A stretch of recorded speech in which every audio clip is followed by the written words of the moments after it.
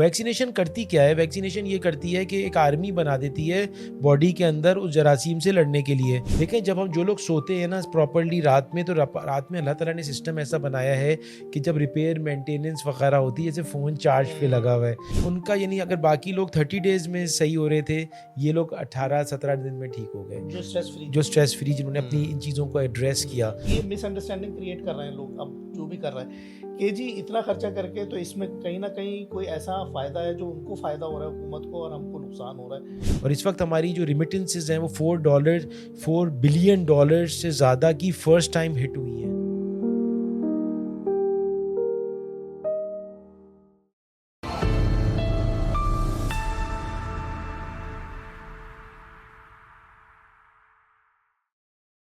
अस्सलाम वालेकुम, doctor Bilal Siddiqui stem connect के साथ हाजिर हैं। जैसे कि आपको मालूम है कि हेल्थ केयर सिस्टम पाकिस्तान में मुख्तलिफ़ मराहिल और मुख्तलिफ़ परेशानी और मुख्तलिफ़ चैलेंजेस से गुज़रता आ रहा है और गुज़र रहा है करंटली।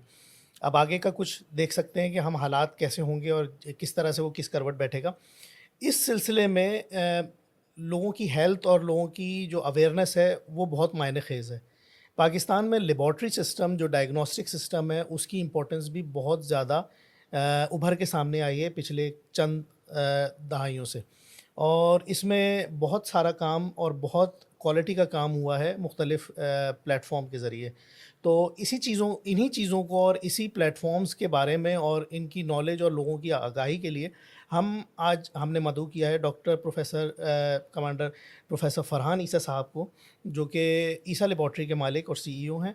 और हम उन्हीं से पूछते हैं कि आजकल क्या ट्रेंड है और क्या चैलेंजेस हैं जो कि इन्होंने भी फेस किए, और इस वक्त वो top of the notch Isa laboratory के मालिक हैं।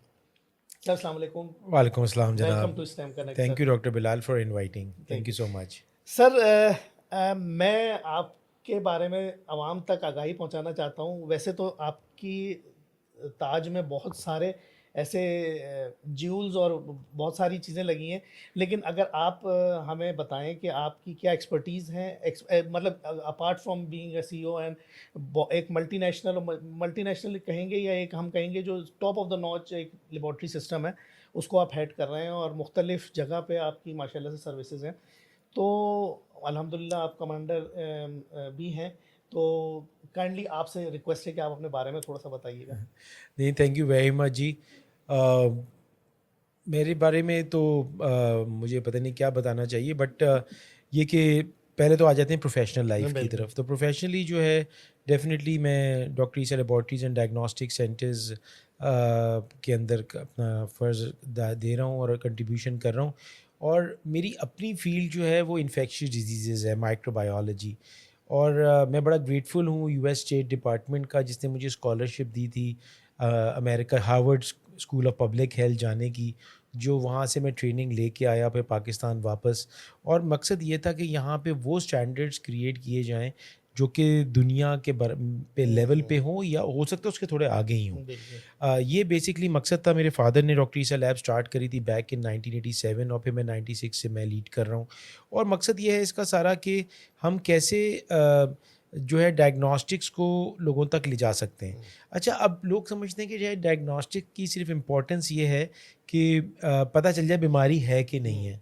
मैं ये बताता चलूँ कि सिर्फ ये तो नहीं है कि जब है कि नहीं, बल्कि ये भी है कि बीमारी की डायग्नोस्टिक्स के अलावा कि ये भी है कि वो बीमारी बेहतर हो रही है या नहीं हो रही है, दवाइयाँ जो ले रहे हैं वो बॉडी में दूसरी या जगहों पे क्या असरअंदाज हो रही उसको है। प्रोग्नोसिस सो कहेंगे हम। बेसिकली पूरी जो इलाज है यूएस वगैरह यूके या जब आप डेवलप कंट्रीज़ में जाएंगे तो बग़ैर डायग्नोस्टिक के हो नहीं सकता, वो डिपेंडेंट होते हैं डायग्नोस्टिक्स के।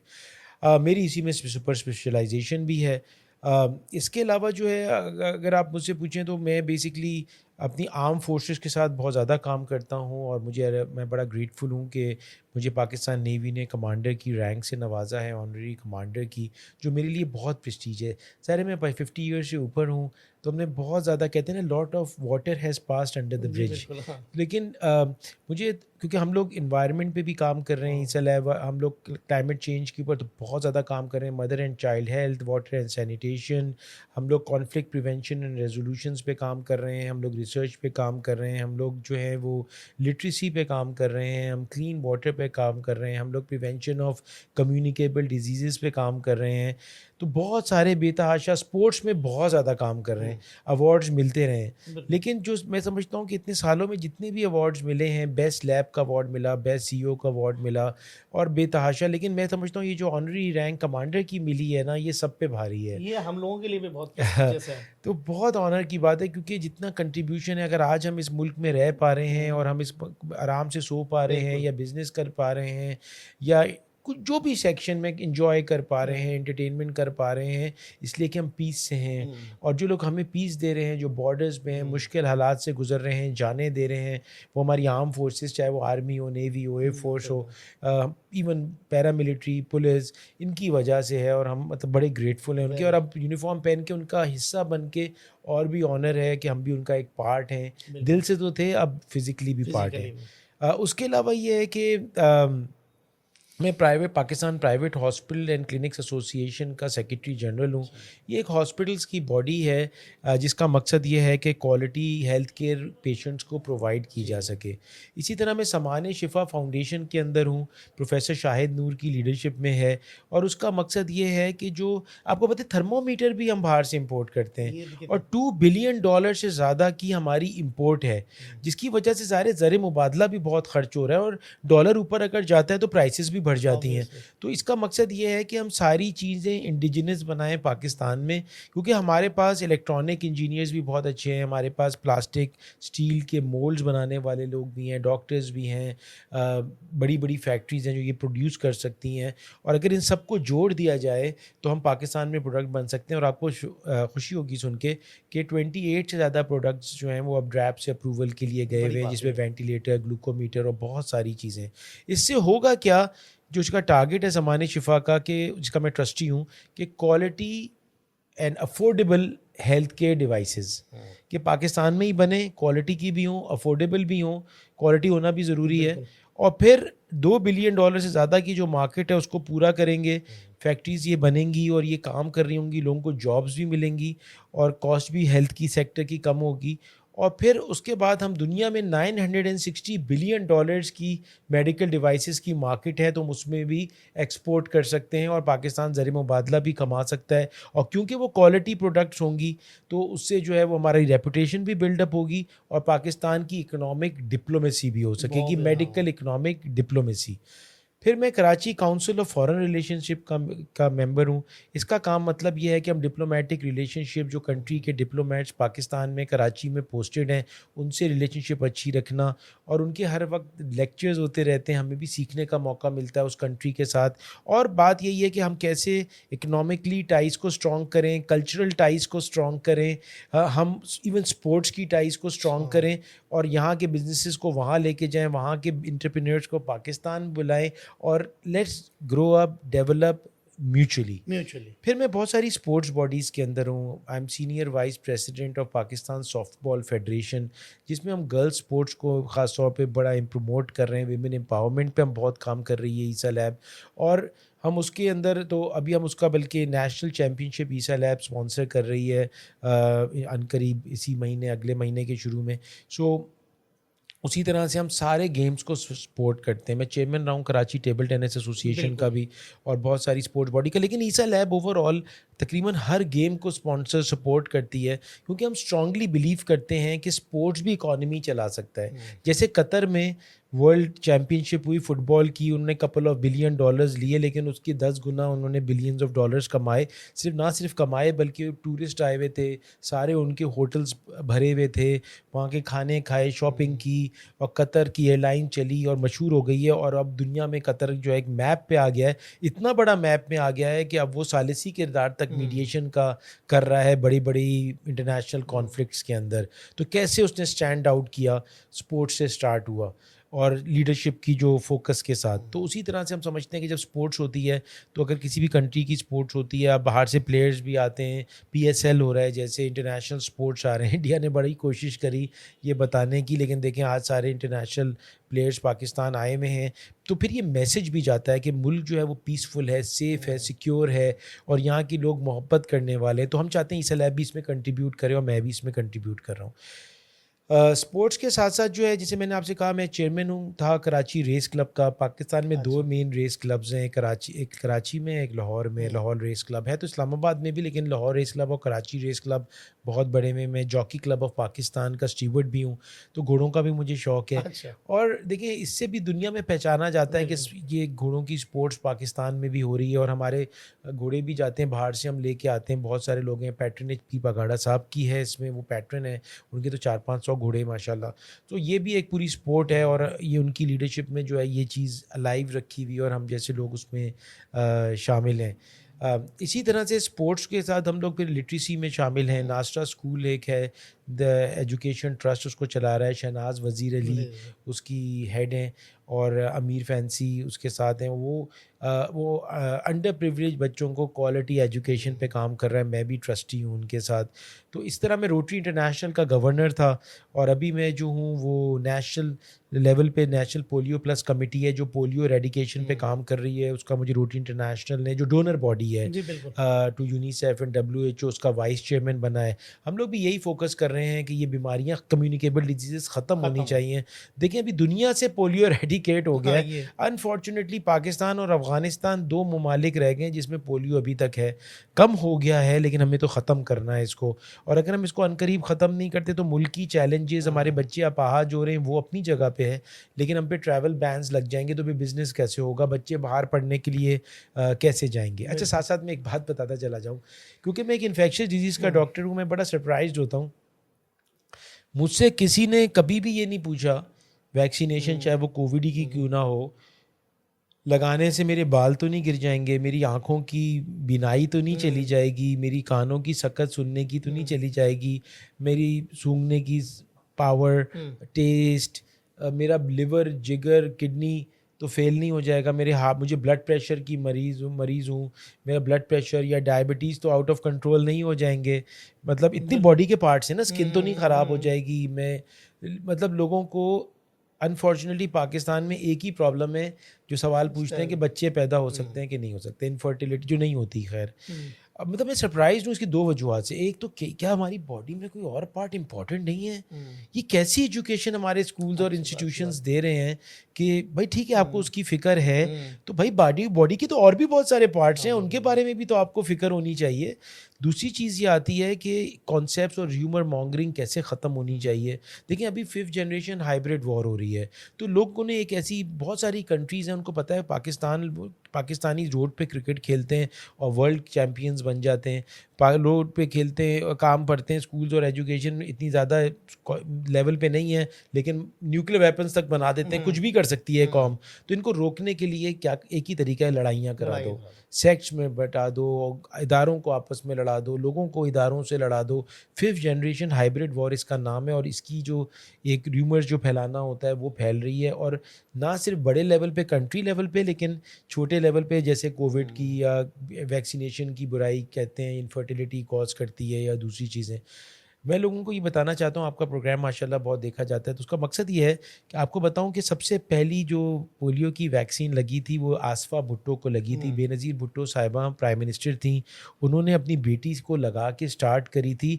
और अगर आप उस वक्त पाकिस्तान की पॉपुलेशन देख लें और आज तक की पॉपुलेशन देख लें तो यू विल सी दैट, आप तो खुद रिसर्चर हैं, कि कितनी बढ़ गई है।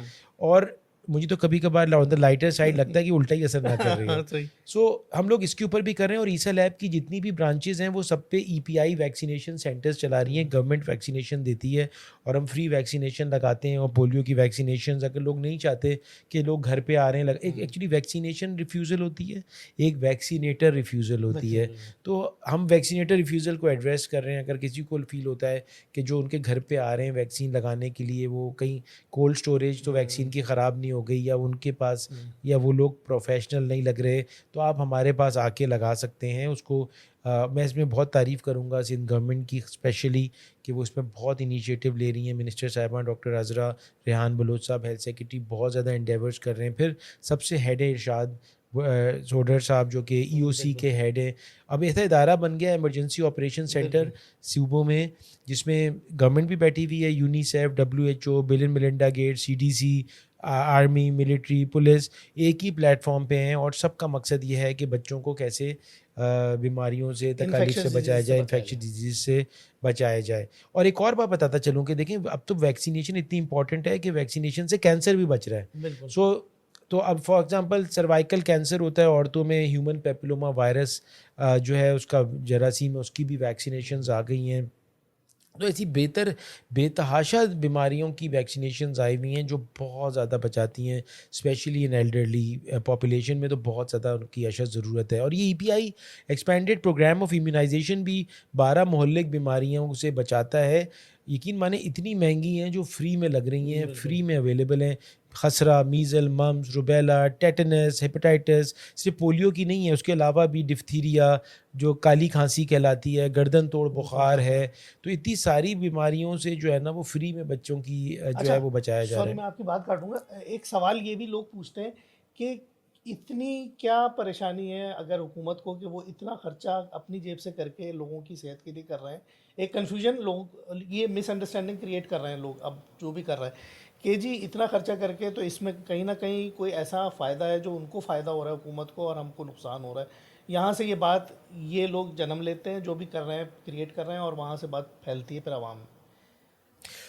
देखिए पहली बात ये आती है कि हमें ये देखना है कि क्या हमें ज़्यादा हॉस्पिटल्स बनाने हैं, हाँ, क्या हमें ज़्यादा दवाइयाँ ख़रीदनी हैं, और क्या देखिए जब आप कोई शख्स बीमार होता है ना, पहले तो ये समझें जब वो बीमार हो गया और बीमार होने के बाद वो हॉस्पिटल जाएगा, ज़ाहिर है काम पे तो नहीं जा रहा होगा, फिर वो एडमिट होगा, फिर दवाइयाँ, इंजेक्शंस, 10,000 मसाइल हैं। पूरी दुनिया इस वक्त प्रिवेंटिव मेडिसिन की तरफ मूव कर रही है। तो ज़्यादातर अब जो है ना इस पर फोकस करना कि आप जो है गरीब मुल्क में कि कितने आप हॉस्पिटल बनाएंगे। आबादी हमारी आउट ऑफ कंट्रोल है और आबादी बढ़ती चली जा रही है। इतनी आबादी बढ़ गई है कि 60% पॉपुलेशन यूथ है। वैसे तो कहा जाता है कि हमारी पॉपुलेशन 250 मिलियन की है, लेकिन मैं तो समझता हूँ 400-500 मिलियन से ज़्यादा की होगी। ये सेंसस में जैसे अनवर मकसूद कहते हैं ना कि मर्दमशुमारी हुई है, इसमें मर्दों को सिर्फ कैलकुलेट हुआ है।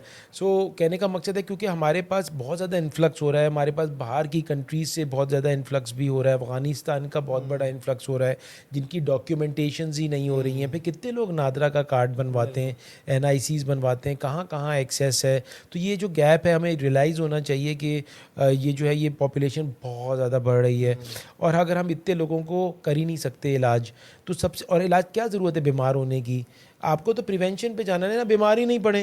हाँ, सबसे बेहतर मॉडल वही है कि आप बीमारी होने से पहले उसको जी, रोक तो लें। अब बीमारी से बचने के लिए एक पार्ट उसका वैक्सीनेशन है कि वैक्सीनेशन लगा के क़ुव्वत मुदाफ़ियत बढ़ा दी जाए। वैक्सीनेशन करती क्या है? वैक्सीनेशन ये करती है कि एक आर्मी बना देती है बॉडी के अंदर उस जरासीम से लड़ने के लिए। तो वो जरासीम जब असली जरासीम आता है तो वो उस पर लड़ाई करके उसको बीमारी नहीं होने देती है, हल्की बुखार या हल्की चीज़ों से ही मामला सेटल हो जाता है। दूसरी चीज़ ये आती है लाइफ़स्टाइल चेंज करना, लाइफ़स्टाइल मॉडिफिकेशन करना, ये भी बहुत ज़्यादा इंपॉर्टेंट है। कुछ चीज़ें मैं बात ही कर लेता हूँ। इम्यूनिटी, मैं तो आपके प्रोग्राम के तवज्जुह से सबको बताऊंगा कि इम्यूनिटी को अपनी बेहतर करें। प्राइमरीली क्या चीज़ें करनी चाहिए? पानी जो है वो कम से कम 2 लीटर से ज़्यादा पीना चाहिए। अगर पेशाब जो है वो रंग उसका गाढ़ा हो रहा है या झाग बन रही है, तो अगर आप 4 लीटर भी पी रहे हैं ना तो कम है। जैसे अब गर्मियों के मौसम में बहुत धूप है, आप बाहर हैं, पसीना आ रहा है, तो इवेपोरेशन से भी पानी बाहर जा रहा है, तो you need to replace it. दूसरी चीज़ है नींद। 7 से 8 घंटे की नींद लेना बहुत ज़्यादा ज़रूरी और वो है। भी खास तौर पे रात वाली नींद। जी, रात वाली नींद और फिक्स टाइम से फिक्स टाइम तक, तो कि सर्केडियम रिदम होता है बॉडी का। तो ये नहीं कि कभी आप जो है 10 बजे सो रहे हैं और 4 बजे उठ रहे हैं, कभी आप 12 बजे सो रहे हैं और आप 7 बजे उठ रहे हैं। यू नीड टू कि आपकी बॉडी की क्लॉक होती है, वो बॉडी की क्लॉक की सेटिंग हो जाए। देखें जब हम जो लोग सोते हैं ना प्रॉपरली रात में, तो रात में अल्लाह ताला ने सिस्टम ऐसा बनाया है कि जब रिपेयर मेंटेनेंस वगैरह होती है, जैसे फ़ोन चार्ज पे लगा हुआ है, तो आप जब सोते हैं तो आपकी रिपेयर बॉडी मैकेनिज्म सारा होता है। ऐसे लोगों को कैंसर भी कम होता है, इनका वेट भी कम बढ़ता है, रिड्यूस रहता है, ब्लड प्रेशर, डायबिटीज़, सब चीज़ें, और इम्यूनिटी बेहतर होती है, अल्जाइमर की बीमारी कम होती अल्जाइमर, सारी चीज़ें, क्योंकि रिपेयर मेंटेनेंस हो रहा होता है। तो इम्यूनिटी अगर बेहतर होगी तो आप पे बीमारियां कम लगती हैं। तीसरी चीज़ है 1 आवर ऑफ एक्सरसाइज, वॉक, चाहे एक ही जगह पे खड़े रह के कर लें या बाहर रोड पे कर लें या वट जो भी कन्वीनियंट हो। फिज़िकल फिटनेस करना बहुत ज़रूरी है और कोशिश ये करना है 10,000 स्टेप्स और इक्विवेलेंट एक्सरसाइज 1 आवर की करना ज़रूरी है। उससे मसल्स जो है ना आपकी पूरी एक्टिव में एक्शन में आती हैं, और नेक, बैक, हैंड मूवमेंट, लेग, सारी चीज़ें करना बहुत ज़्यादा ज़रूरी है। फिर है न्यूट्रिशन। न्यूट्रिशन में क्या होता है कि हम खाते हैं टेस्ट के लिए, हमें ये देखना है, सिंपल टर्म्स में मैं बताता हूँ कि ये देखना है कि 5 किस्म के रंग हमारी ग़िज़ा में होने ज़रूरी हैं। कि हमें एक जो, जैसे अगर बिल्डिंग बनानी हो तो उसको सरिया भी चाहिए, उसको रेत भी चाहिए, बजरी भी चाहिए, सीमेंट भी चाहिए। जब तक सारी चीज़ें नहीं बने मिलेंगी उसको, तो पानी भी देना है, तो वो जब तक इम्पॉर्टेंट वो स्ट्रॉन्ग स्ट्रक्चर नहीं खड़ा होगा। तो उसी तरह से इंसान को अमाइनो एसिड्स चाहिए होते हैं, वाइटामिन्स चाहिए होते हैं, इन सब साथ। तो इसमें अगर आप 5 रंग के खाने खा लें, अगर ज़्यादा आपने टेस्ट नहीं कराए, आप बाहर से वाइटामिन नहीं ले रहे, वैसे तो वाइटामिन लेने चाहिए, तो आप 5 किस्म के रंग खाएंगे खाने में, ग़िज़ा में, जैसे सफ़ेद चावल भी हो सकता है, अनियन भी हो सकती है, फ़िश भी हो सकती है। तो इस तरह से इसके बाद आ जाता है अपने आप को स्ट्रेस फ्री रखना। अच्छा, ये बोलना आसान है, करना मुश्किल है। आपको मैं बताऊं, हमने कोविड में जब 5 कोर की लीडरशिप में, आर्मी की लीडरशिप में, पाकिस्तान का पहला कोविड सेंटर बना था, फील्ड आइसोलेशन सेंटर कराची, जो कि एक्सपो सेंटर में था। उधर हमने एक स्टडी करी कि वो लोग जो जिनके एक ग्रुप हमने कंट्रोल ग्रुप बनाया, आप तो ख़ुद रिसर्चर, और एक ग्रुप से हमने कहा कि आपको ज़िंदगी में क्या परेशानी है, क्या गम है। तो किसी ने कहा कि हम 2 भाई साथ रहते थे, फिर शादियाँ हुई, वाइफ की लड़ाई हुई, अब हम दोनों अलग अलग रहते हैं, और इतना अलग अलग रहते हैं कि 6 साल से बात भी नहीं की। किसी ने कहा कि मेरी वालदा से मसला हो गया था, वालिद से मसला हो गया था, मैं शादी करना चाहता था, उन्होंने मना किया, मैं अलग हो गया। किसी ने कहा मेरे पार्टनर को मैंने चीट किया था और मुझे अब बड़ा रिग्रेट होता है कि उसने मुझ पर ट्रस्ट करा था, या मैंने किसी के पैसे खा लिए। हर एक के अलग सबके अलग अलग, सबके होते हैं ऐसे ज़िंदगी में, रिग्रेट सबके हैं। तो मैंने कहा कि चलो वो भी फ्री थे, आप भी फ्री हैं, लॉकडाउन लगा हुआ था, हम तो एक्सपो कोविड सेंटर में आर्मी के साथ अंदर रुके हुए थे, काम भी कर रहे थे। तो हमने कहा फ़ोन करके बात कर लें। जिसने भी उनसे फ़ोन पे बात की, किसी ने सॉरी कहा, किसी ने कुछ कहा, उनका यानी अगर बाकी लोग 30 डेज़ में सही हो रहे थे, ये लोग 18-17 दिन में ठीक हो गए, जो स्ट्रेस फ्री जिन्होंने अपनी इन चीज़ों को एड्रेस किया। तो इसलिए अगर हम ये छोटी छोटी चीज़ों को एड्रेस कर लें, और जिस तरह हम इस्लाम पे चलें, गीबत, चुगली, ये जो नेगेटिव ट्रेड्स हैं जो मना है इस्लाम में, उन सब से दूर रहें, किसी की सक्सेस पे खुश हों, तो अल्लाह ताला ना आपकी लाइफ और लॉन्जिविटी बढ़ा देता है। और हमारे पेशेंट्स जो माशाल्लाह जिसको फॉलो कर रहे हैं वो तो सब 90 से ऊपर जा रहे हैं, लेकिन क्वांटिटी ऑफ नंबर्स के साथ साथ क्वालिटी ऑफ लाइफ भी चाहिए। फिर मैं federation of Pakistan chamber of commerce and industry में हूँ, हम डायग्नोस्टिक एंड लैब कमेटी को पाकिस्तान को हेड कर रहा हूँ, और हम लोग federation of Pakistan chamber of commerce and industries the apex business chamber, जिससे सारे चैम्बर्स, कराची चैम्बर, जितने भी चैम्बर्स हैं, एसोसिएशंस हैं, फेडरेशंस हैं, वो उसका पार्ट होती हैं।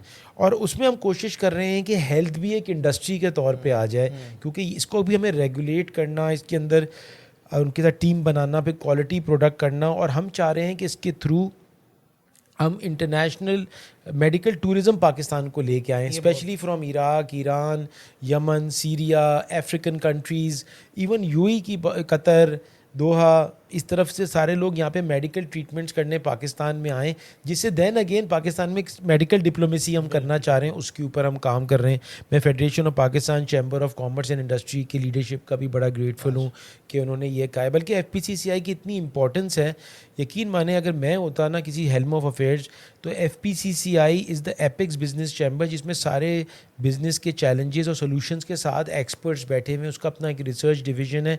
तो मैं कम से कम गवर्नमेंट को ये भी आपके प्रोग्राम की तरफ से राय देता हूँ कि सबसे इम्पॉर्टेंट ये है कि federation of Pakistan chamber of commerce and industry में इलेक्शंस होते हैं, जो भी उसका सदर है उसको स्टेट मिनिस्टर का दर्जा दिया जाए, और उसको कैबिनेट के अंदर इन्वॉल्व किया जाए कि आपको बिज़नेस की भी इनपुट मिले, क्योंकि अगर आप बिजनेसमैन का कॉन्फिडेंस गवर्नमेंट रखेगी तभी तो तो वो फिर पाकिस्तान में इन्वेस्ट भी करेंगे, और आपको बाहर की इन्वेस्टमेंट्स की फिर ज़रूरत ही नहीं है। इतनी इन्वेस्टमेंट पाकिस्तानीज यहाँ पे खुद कर सकते हैं। इसी तरह अब जब मैं राय दे रहा हूँ तो मैं स्पोर्ट्स के लिए भी राय दूंगा कि स्पोर्ट्स भी गेम चेंजर है, और इस स्पोर्ट्स की जो गेम चेंजर के साथ साथ जो है ना, स्पोर्ट्स की भी पाकिस्तान में एमरजेंसी लगनी चाहिए।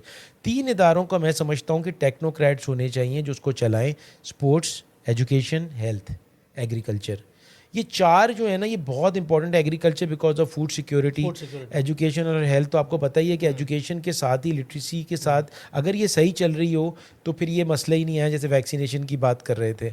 और उसके बाद हेल्थ, इसमें टेक्नोक्रेट्स की ज़रूरत है। तो मैं सबसे रिक्वेस्ट करता हूँ कि आप अगर मिनिस्टर्स बना भी रहे हैं, क्योंकि हम पार्लियामेंट्री फॉर्म ऑफ गवर्नमेंट हैं, तो प्लीज़ आप ऐसे मिनिस्टर्स बनाएं जो कि जो इस फील्ड इन के चारों टेक्नोक्रेट्स एड्रेसेस को में एड्रेस कर सकें। अच्छा, दूसरी चीज़ स्पोर्ट्स के बारे में मैं ये कहूँगा कि जिस तरह से कैडेट कॉलेजेस होते हैं ना, उसी तरह से देखिए हमारे जो स्पोर्ट्समैन हैं जब इंटरनेशनली जाते हैं वो एम्बेसडर्स होते हैं। ना सिर्फ कि वो जीत के आते हैं, आपकी कंट्री का नाम रोशन करते हैं, बल्कि वो जिस तरह बात कर रहे हैं, जिस तरह से काम कर रहे हैं, और हमें उनको प्रोड्यूस करना है। बाकी इतने सारे गेम्स हैं क्रिकेट के अलावा, तो किसी को स्पॉन्सरशिप भी नहीं हुई। तो हमारे पास कैडेट स्कूल्स की तरह होने चाहिए, सिर्फ जहाँ पे मिलिट्री ट्रेनिंग भी होती है, उसी तरह से बच्चे आएँ, वो स्पोर्ट्स, उनको पढ़ाई भी कराई जाए, स्पोर्ट्स भी कराया जाए, और उनको बाकायदा हॉस्टल में रहें और बाकायदा ट्रेंड हों, और उसके फिर रिजल्ट्स वो प्रोड्यूस करके दें। और हम पहले इसको शुरू करें प्रोविंशियल लेवल में, फिर district level, division level, district level के अंदर उसको लेके जाएं। तो ये कुछ चीज़ें ऐसी हैं जिससे जो है वो हम पूरे रिफॉर्म्स कर सकते हैं। अच्छा, और अभी SIFC जैसा इदारा बना है, special investment facilitation council, general Asim Munir की बहुत बड़ी इनिशिएटिव है। उसमें गवर्नमेंट भी है, पॉलिटिशियंस, मिनिस्टर, ब्यूरोक्रेट्स, सब के सब हैं। ये भी इदारा बहुत ज़्यादा इन्वेस्टमेंट लेके जा रहा है। तो आपके प्रोग्राम के तवज्जुह से मैं सबको बताऊंगा कि Pakistan is on the road to recovery. Pakistan आगे जा रहा है, सिर्फ एक जंग नहीं जीता, बल्कि जंग में भी आपने देखा यूनाइटेड था, आर्मी, एयरफोर्स, नेवी साथ थे। उसी तरह से अगर हम सब मिल के काम करेंगे तो आगे बढ़ सकेंगे। तो ईसा लैब में हम इन प्लेटफॉर्म में इस इकोसिस्टम को सपोर्ट कर रहे हैं। यही बात बहुत अच्छी आप, मैंने जो आपकी बात से समझा, और वैसे मुझे भी इस बात का अंदाज़ा था। मैं चाहता था कि आवाम को आप बेहतर तरीके से बता सकें। मैं यही देख रहा हूँ कि आप माशाल्लाह से, जिस तरह WHO की डेफिनेशन है हेल्थ की, कि health is not just absence of disease, it's just complete physical, mental and social wellbeing, जिसमें सोशल, मेंटल, फिजिकल सारी वेलबींग आती है। तो उसमें आपने स्पोर्ट्स को भी शामिल किया अपनी सर्विसेज में, आपने मेंटल हेल्थ को भी शामिल किया, आपने फिजिकल हेल्थ को भी, और हर प्लेटफॉर्म पे आप अपनी सर्विसेज दे रहे हैं, और काफ़ी हद तक दे रहे हैं। आपको सर क्या चैलेंजेस आए जब आप ऑब्वियसली इतनी आप यहाँ तक लाए हैं इसको, ईसा लेबॉर्ट्री नेटवर्क को? तो कोई स्पेशल बताना चाहेंगे जो ऐसा चैलेंज जो कि ऑब्वियसली डिस्टर्बिंग हो और जो डिफ़िकल्ट हो? देखिए, ऐसा कौन सा काम है जिसमें चैलेंज नहीं आएगा? पहली बात मैं सबको ये बताता चलता हूँ, और जो यूथ आपका प्रोग्राम देख रहा है, कि मेरी एक थ्योरी है, वो 3-4 थ्योरीज है, मैं एक थ्योरी बताता हूँ। सही है। एक थ्योरी ये है कि पहली बात सबको ये पता होनी चाहिए कि every problem has a solution. लेकिन फरहान ईसा की थ्योरी ये है कि every problem is a window to opportunity. ठीक है, तो जो प्रॉब्लम आती है तो घबराने की तो दूर की बात है, हम समझते हैं ये एक अपॉर्चुनिटी है जो हमें अंदाज़ा नहीं था, तो अब अंदाज़ा हो गया तो हम इसको बेहतर करेंगे। टेम्प्रेरी नहीं होगा लेकिन लॉन्ग टर्म बेनिफिशियल होगा। पहली चीज़ तो ये है। देखिए, अगर आप कोई पेट पालते हैं, मसलन चलें पेट छोड़ दें, अगर आप मिल्क का कारोबार कर रहे हैं, तो अगर आप मिल्क का कारोबार कर रहे हैं और आप काउस पालते हैं, तो 4 काउ ज़्यादा मिल्क देंगी कि 10 काउ ज़्यादा मिल्क देंगी?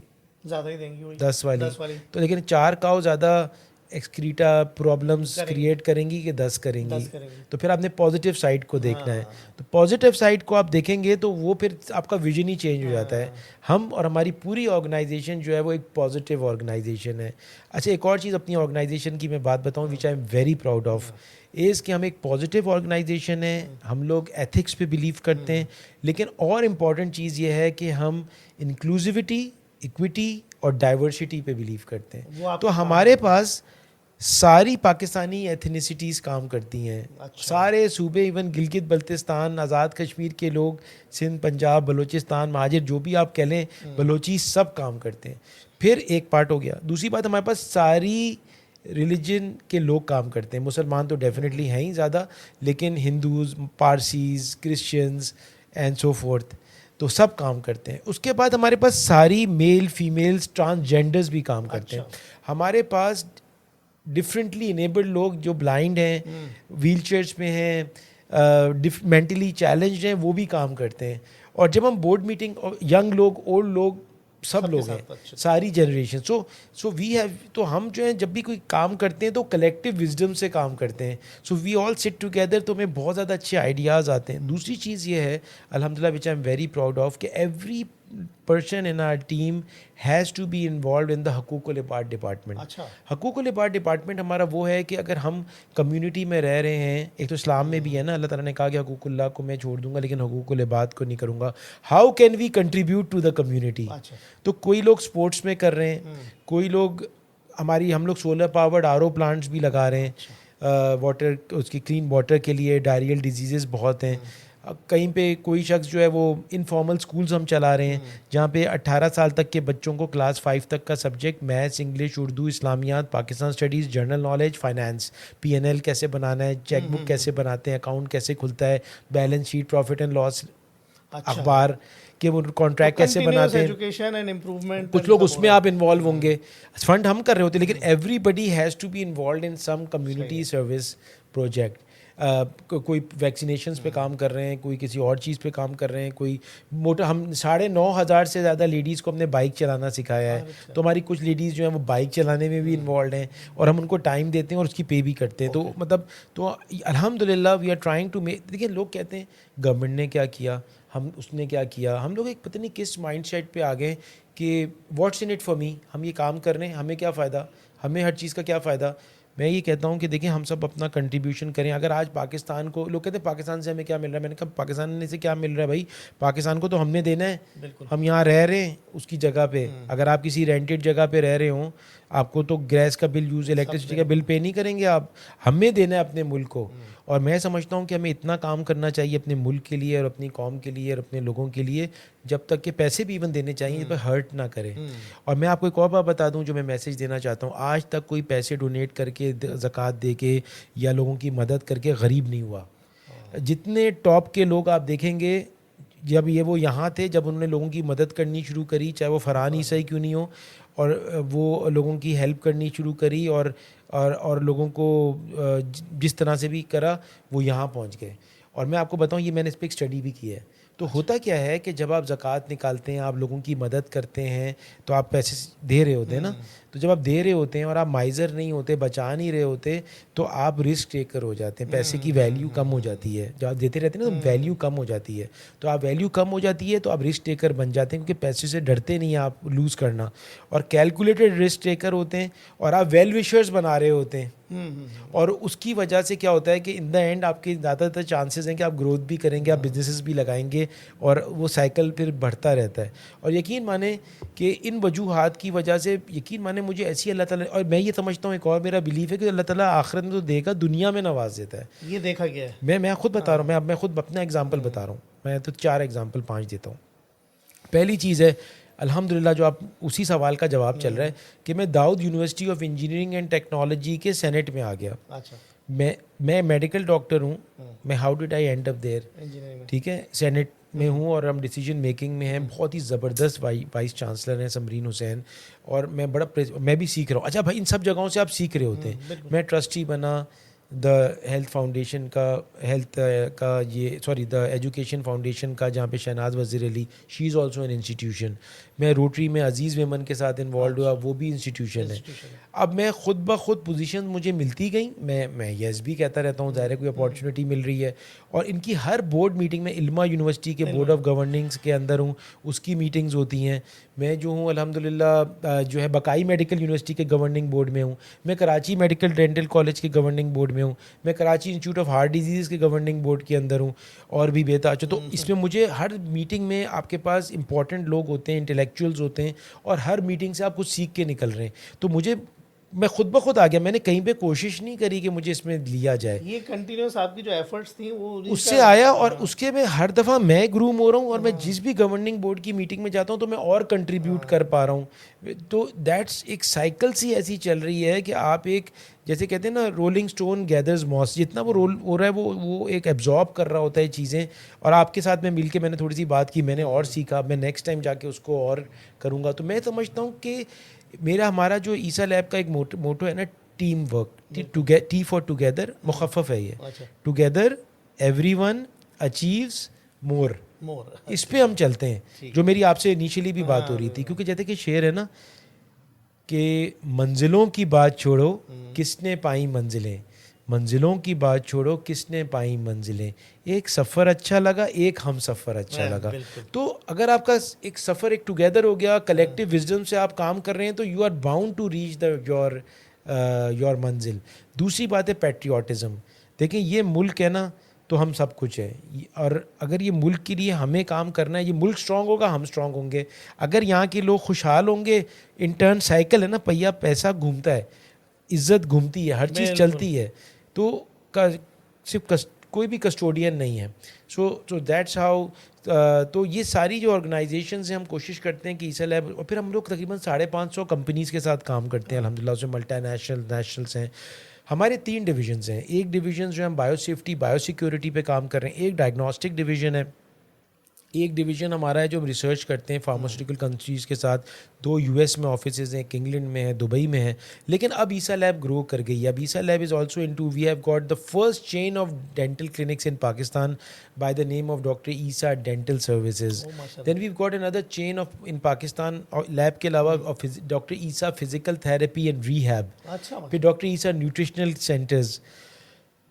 अब हम अपनी लेटरल ग्रोथ भी कर रहे हैं, वर्टिकल ग्रोथ भी कर रहे हैं। और इसकी मकसद ये है, आपको पता है कि बच्चों के सबसे बच्चे डायरियल डिजीज़ में सबसे ज़्यादा मरते हैं पहले साल के अंदर। आप तो खुद रिसर्चर हैं, कैसे बीमार हो जाते हैं? वो तो बाहर का खाना नहीं खा रहे, कुछ भी नहीं कर रहे, दांतों की वजह से। मिल्क पीते हैं, दांत ख़राब होते हैं, शुगर है उसमें, और बच्चों को पता नहीं है, माँ को पता नहीं है, सारी बीमारियां दांतों से जाती हैं। हम पता है इजिप्ट की जो ममीज़ हैं ना, उनके दांत हैं, यहाँ पे जिंदा लोगों के दांत नहीं। किसी से बोलो दांत दिखा दो, तो लाइटर साइड में आंखें दिखाना प्रेफर करेंगे, लेकिन दांत नहीं दिखाएंगे। सही है। So that's how it is. फिर न्यूट्रिशनल सर्विसेज 5 साल, डॉक्टर फिजिकल थेरेपी रीहैब 5 साल का कोर्स होता है।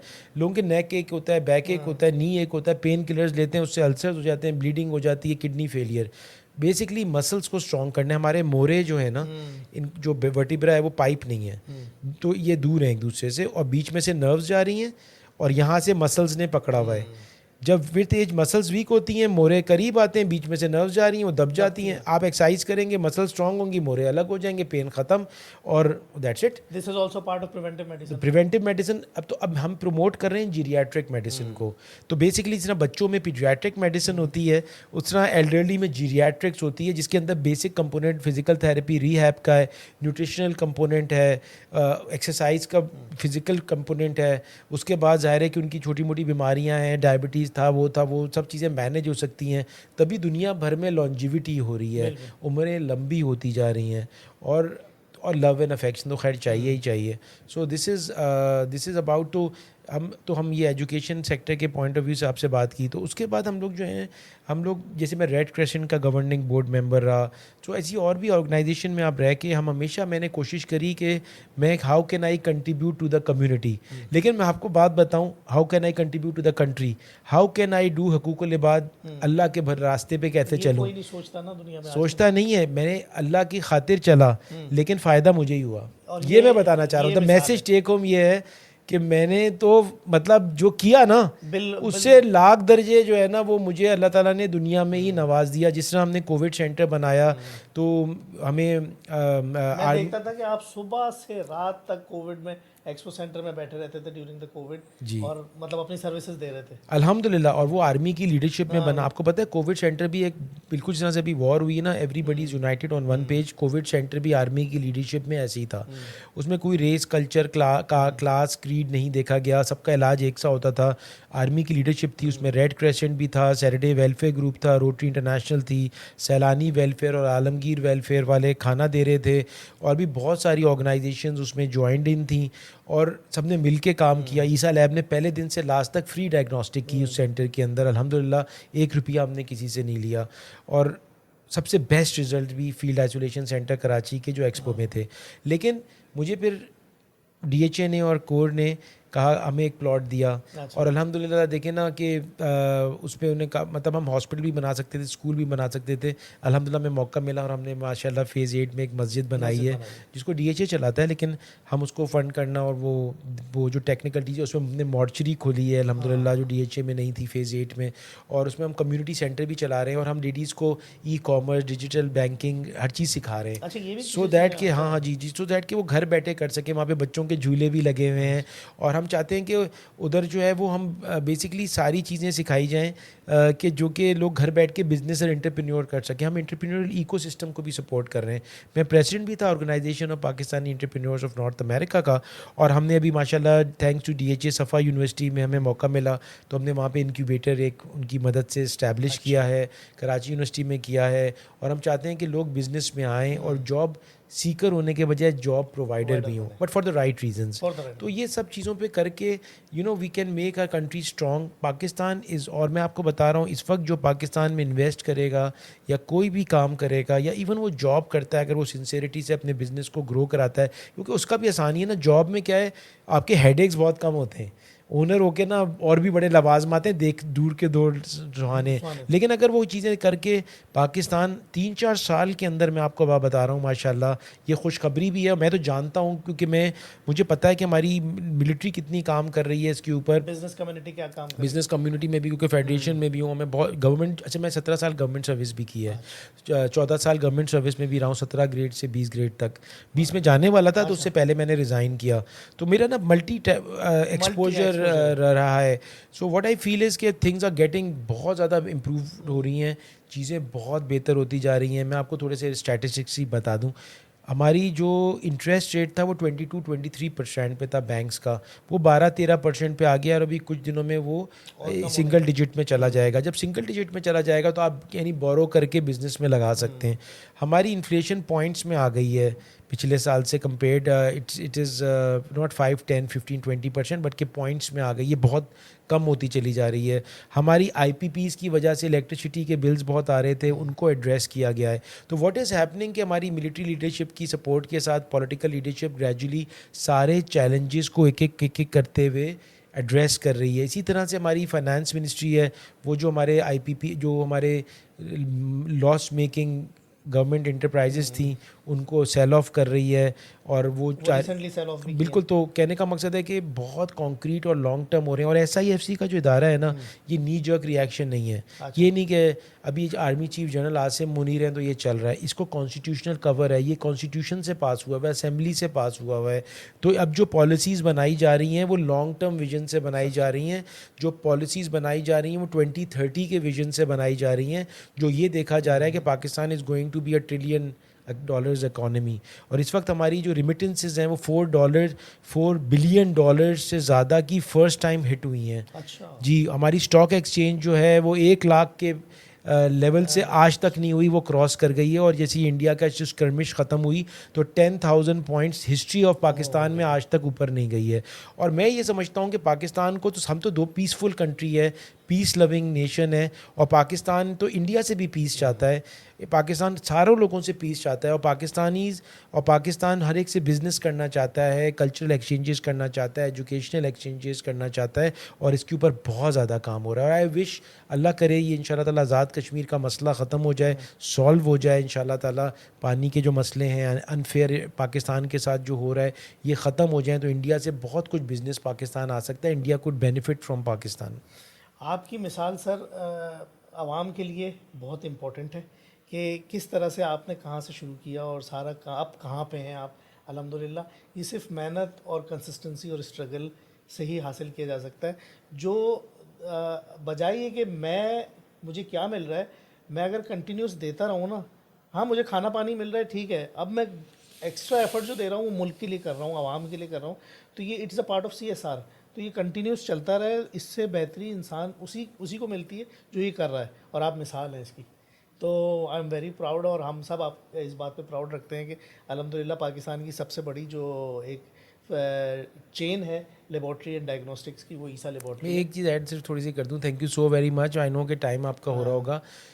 अब इससे पहले कि आप मुझे रोक दें, मैं स्पेशली आया और मैं इतना एक्साइटेड हो गया हूँ, आपने इतना अच्छा पूछा कि मुझे एक शेर और पढ़ना अच्छा पड़ अच्छा। जाए कि मैं जी कि मैं बिल्कुल। मेहनत से आया ना, हाँ। कि जिसकी खातिर तोड़नी सारी हदें हमने फरहान, जिसकी खातिर तोड़नी सारी हदें हमने फरहान, वो आज हमसे कह बैठे अपनी हद में रहा करो। तो मैंने कहा थोड़ा सा एक बात कहता हूँ, एक चीज़ रह गई कि हम जेल पे भी काम कर रहे हैं। अरे अच्छा। तो हम जेल के में हमने बल्कि गवर्नमेंट ऑफ सिंध के साथ मिलके, सिंध वाइज सूबा है कि जेल का वर्ड ख़त्म हो गया, it is now known as prison and correctional facility, इसलाह घर, कि वहाँ पे अगर कोई जाए तो वो रिफॉर्म होके बाहर निकले, और वो रिफॉर्म होके वो बाहर निकल के वो कम्युनिटी का हिस्सा बन सके। तो वहाँ पे वोकेशनल ट्रेनिंग सेंटर्स चल रहे हैं, सिलाई कढ़ाई, mobile phone repair, motorcycle repair, painting, assistantship, bakery, मतलब करेक्शन का हिस्सा पार्लर, है। ये सारी चीज़ें चल रही हैं। डॉक्टर DIG शीबा शाह हैं, काजी नज़ीर IG साहब हैं, बहुत अच्छे एफर्ट्स कर रहे हैं, और ईसा लैब भी उनका हिस्सा है। और सिंध में जैसे मैंने आपसे कहा कि लॉज पास हो गए हैं, जो भी आप लॉज की बात कर रहे थे, प्रिजन एंड करेक्शनल फैसिलिटी हो गया। एक चीज़ में हम और काम कर रहे हैं, मैं जॉइंट सेक्रेटरी हूँ Karachi vocational and training centre का, जिसमें हम डिफरेंटली एबल बच्चों को एबल बना रहे हैं, जो शू लेसेस टाई नहीं कर सकते थे, आज वो पाकिस्तान के लिए, आपको पता है अभी पिछले हफ्ते वो जापान और मलेशिया गए थे, वर्ल्ड ताइक्वांडो चैम्पियनशिप में जो ओसाका में हुई, अच्छा। उसमें 6 गोल्ड मेडल, 8 बच्चे गए थे, 6 गोल्ड मेडल, 2 सिल्वर लेके आए, और मलेशिया से 8 गोल्ड मेडल्स। इंटरनेशनल इवेंट्स में जा रहे हैं, पाकिस्तान का झंडा 16 दफ़ा जो है ना वो ऊंचा तराना बना। माशाल्लाह। और ये वो डिफरेंटली एबल बच्चे हैं जो शू लेसेस टाइट नहीं कर सकते थे, इनके माँ बाप उनको मिलाते नहीं थे। जब कोविड आया, इन बच्चों की अजरकें बिकती थी, वहाँ पे एक स्टोर भी KVTC का बना हुआ है, उसका नाम है जिद्दत, और वहाँ पे वो बिकता है सामान, और जो लोग ख़रीदते हैं, जिनके पैसे उनको मिलते हैं, इट्स अ सोशल इंटरप्राइज। और तो घर जो बाप कहता था कि माँ को तक कहता था कि तुम्हारी वजह से ये बच्चा पैदा हुआ है एबनॉर्मल, जब कोविड आया उसका काम बंद हुआ, तो ये जो बच्चे थे जिनको वो कोसता था, उनकी कमाई से उनके घर चले, अब वो खुद आते हैं हमेशा। और अब हमने एक वहाँ पे एक कैफ़े खुद ही खुला है, उसमें प्रोफेसर, इसमें सेनेटर हसीब खान साहब हैं, जो अच्छा। CEO हैं ब्रुक्स फार्मास्यूटिकल कंपनी के ओनर, और वो, मैं जॉइंट सेक्रेटरी हूँ, और आमिर पराचा यूनिलीवर के जो CEO हैं वो भी इसके मेंबर हैं, और भी मेंबर्स हैं, कैसर साहब वाइस प्रेसिडेंट हैं, अख्तर साहब जो इंडस हॉस्पिटल के। और अब वहाँ पे हमने बनाया कैफ़े खुद ही खोला है, जिसमें ये बच्चे कैफ़े चला रहे हैं। और अगर आप वो कैफ़े ट्राई करें ना, आप जो टॉप मोस्ट कैफ़ेज़ हैं ना भूल जाएंगे, स्वीट डिज़र्ट्स, डिनर, लंच, और वो भी चल रहा है वहाँ पे। सो कहने का मकसद है कि देखिए, थोड़ी सी इनपुट के साथ थोड़े से लोग मिल जाते हैं, सो आप बहुत कुछ कर सकते हैं। और अल्हम्दुलिल्लाह, यकीन माने, जब हम इसको वैल्यू देते हैं ना, तो जो सेटिस्फैक्शन मिलती है इन द एंड, तो आपको मैं बता रहा हूँ कि मैं ये कह रहा हूँ ना कि अल्लाह ताला दुनिया में नवाज देता है। मैंने कभी नहीं सोचा था, अल्लाह ताला ने मस्जिद भी बनवा दी, वो चल भी रही है अल्हम्दुलिल्लाह, ये सारी चीज़ें चल रही हैं, जो रिस्पेक्ट हो रही है। सो तो गुजारिश मेरी कहने की ये है कि बस अगर आप अपनी कौम का सोचें, अपने मुल्क का सोचें, अपने लोगों का सोचें। अच्छा, एक और चीज़, अपने लोगों की लड़ाइयाँ भी सॉल्व कराएं, अच्छा। घरों में, मोहल्ले में, जहाँ पे भी आप कर सकें। I am an official train mediator, अच्छा। जो कि IBA से मैं ट्रेंड हूँ, और CME एक्रेडिटेड हूँ, सिंगापुर, जहाँ से ये मीडिएशन का प्रोसेस स्टार्ट हुआ था। तो find ways of conflict prevention and resolution. अगर दो दोस्तों की लड़ाई है, मिला दो भाई उनको, छोटी छोटी बातें होती हैं, ईगोज़ होती हैं, आपको देखेंगे आपकी पीस मिलेगी, आपको जो सेटिस्फैक्शन होगी, इन द एंड फ़ायदा किसका? खुद का। खुद का क्योंकि होगा। आपके दोस्त सब साथ रहेंगे, ऐसा नहीं कि एक दोस्त से अलग मिल रहे हैं, दूसरे दोस्त से अलग मिल रहे हैं। और आपका ब्लड प्रेशर, डायबिटीज़, जब आपको खुशी होती है ना, तो बिल्कुल। 2 चीज़ों में खुशी होती है, एक इस तरह की बातों में, और एक होता है एक्सरसाइज में, उसमें भी एंडोर्फिन्स रिलीज़ होते हैं, जो हैप्पी हार्मोन है। यकीन माने, आपकी पीस लाइफ भी पीसफुल होगी, दुनिया भी संवरेगी, और आखिरत भी संवरेगी। स्ट्रेस फ्री लाइफ होगी। तो हमने आपकी मिसाल देखी, और बहुत सारी मिसालें आप में फिट होती हैं, और आपने जो अपनी वो लाइफ जर्नी बताई है, तो हम सब उससे मुस्तफ़ीद हुए हैं, और लोगों के लिए भी एक बहुत बड़ा मैसेज है, और एक नहीं, कई सारे मैसेज हैं आपकी बातों में। तो थैंक यू वेरी मच, और बहुत बहुत शुक्रिया आपके आज आने का। हम बहुत ऑनर्ड फील कर रहे हैं कि आज हम आपके साथ बैठे और इतनी बातें हो गई। Thank you very much. Thank this you is very much. Doctor Bilal Siddiqui, stem connect. Thank you very much.